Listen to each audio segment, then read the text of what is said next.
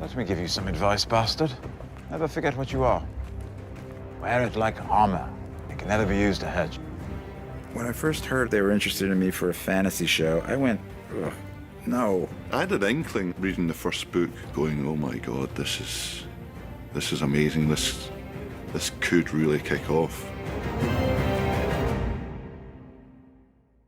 I was quite young and I had such a big imagination. In those scenes when I was younger, I would really convince myself that I was there and it was happening, you know? I'd never had any experience of acting before. I went to a very theatrically based drama school. We did 3 hours of camera training in 3 years. But then my 4th hour in front of a camera was day 1 on Game of Thrones.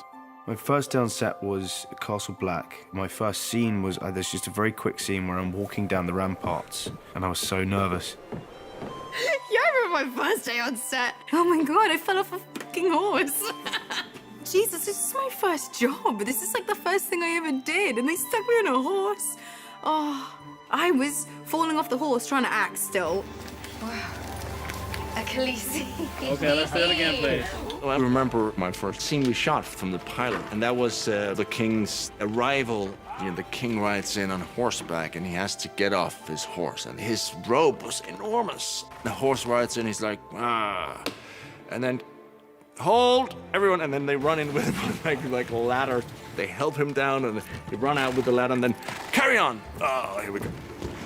I vaguely remember it. It was like Sean Bean and Mark Addy and Lena, and I remember being so overwhelmed and terrified. I remember everybody clearly. I remember baby Sophie and baby Maisie and baby Isaac. And now they're, you know, out there, full grown. The most shocking scene that I didn't see coming. Stop him, stop! From then on, I started to distrust the show as to like whether they'd kill my favorite character or not. I think the most shocking was probably my death. The Hodor moment, I couldn't quite believe. Hold the door! Hold the door! That was such a sort of, oh my God. I watched The Red Wedding, and I didn't really read into it in the script of what happened. I think I just did my bit and went la la la, and then when it came out, I remember I watched it in the morning. I'm a big guy, big tough guy, but guess what? I burst into tears. That was an absolute shocker. I remember just watching going, no, no, no, no, no, no, no, no, what? It was brilliant. Do I have to call you Lady Stark now? Yes. My favorite day on set would be the day that I was reunited with Maisie. That day on set, I've just never laughed so much in my life. It was so much fun. It was the day with the wheelchair. I've still got that video, jeez. Me and Sophie just messing around on Bran's wheelchair. I think the most fun scene we shot was season 7. We shot this big sequence, the loot train attack, and we shot that in Spain. It was such a beautiful location, and there was something about being outside every day and being on horseback. I love riding. Go Agades! Season 3, Getting the Unsullied, was the first time that I, Amelia, got to be, you know, like, bitch and badass.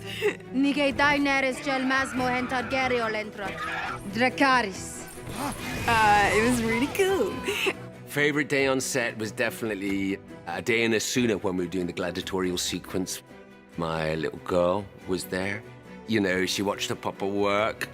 David said, oh, you know, come sit here, you can call it. And she was like, action! The fight between the Hound and Brienne of fucking Tarth. We'd studied and trained for that a long time, and when it all came to fruition, that was just fantastic. Iceland, season 2, the first day we were there. That was my favorite day on Thrones. I'd never been to a more beautiful place in my life, and it was special for so many reasons. And it was the scene where I was not able to behead Ygritte. Strike hard and true, Jon Snow.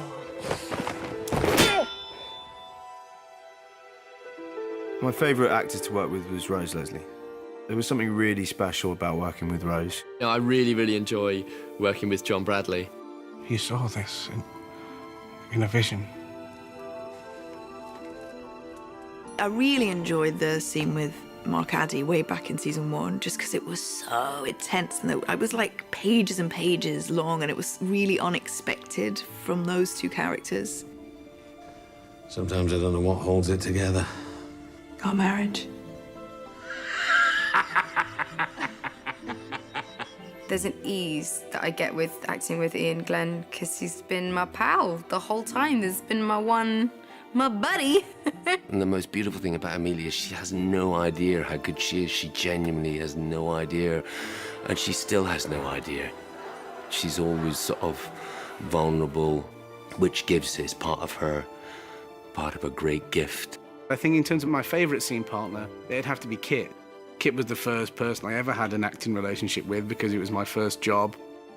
I think that the friendships that you form when you are a bit scared and a bit uncertain and treading unfamiliar ground, they're the ones that tend to stick because you cling on to each other for support. Sansa, come here, little dove. I always loved working with Lena. What are you doing? Praying. You're perfect, aren't you? Praying. Just watching her and learning from her was the best drama lesson I could have ever hoped for.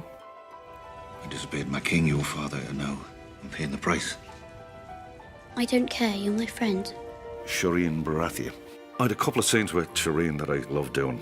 To have her level of humanity, and decency and cleverness and brightness. He just treats her as an equal, and I really like that aspect of the relationship that they had.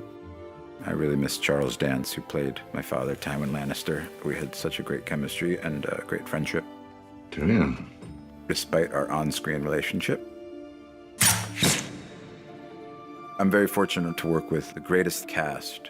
Everybody is so professional and so incredibly kind and generous to their fellow actors. Everyone involved is like a family, and it's a family that amazingly still laughs and gets on with each other 8, 9 years in. There's been no assholes, no people, divas, there's been nothing, not even a suggestion. When it's all said and done, I'll miss the dynamic of the show, because there's nothing like this show. I mean, Game of Thrones means my 20s. I started this job when I was 22, and I am not 22 anymore.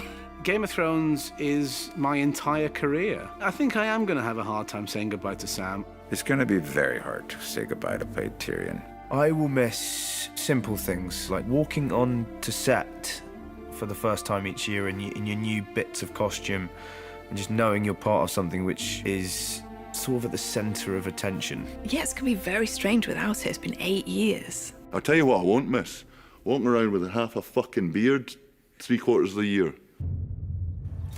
That's Jaime Lannister, the Queen's twin brother. I was like a little puppy when I arrived. I was like Bambi on the ice. And coming to Belfast, I learned how to walk with pride and joy. I've grown up with these people. I've changed so much as a person because of these people. I'm so confident. I've just got this confidence from the show and from playing Arya. I really feel like I just want to inject that into each and every person that I know and love, but then also any girl that admires the work that I do. The journey that I've been on with Daenerys, it's sharpened me as an actor. It's shown me the range that I can do, and because of the heights that she goes to, it's forced me to find them within myself. Game of Thrones has been such an education for me in everything. Having to be around adults from the age of 10 and work on a professional set, get up and learn your lines and really think about a character has also taught me a lot about myself. As an actor, you work and work and work and you audition and you don't get parts, and you do get parts, and sometimes they're great experiences and sometimes they're really shitty. And this has been incredible. Thrones is the Holy Grail, where it's something that is enormously, globally, massively popular, and people think it's cool.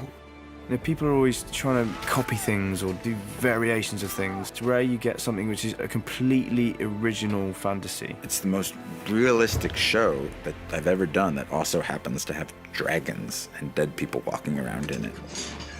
I think a lot of fantasy is heavy on the dragon and light on the character. We're the opposite. This show will be discovered by generations to come. It's timeless. Every season there's something else bigger than the last season and better than the last season. And here we are, season 8. It's cinematic. We're making 10-hour movies every year. The fact that this is really a full stop on this story is sad, because I think everyone's been so invested in this story that we never want to see this come to a close. But it must, and it will be good.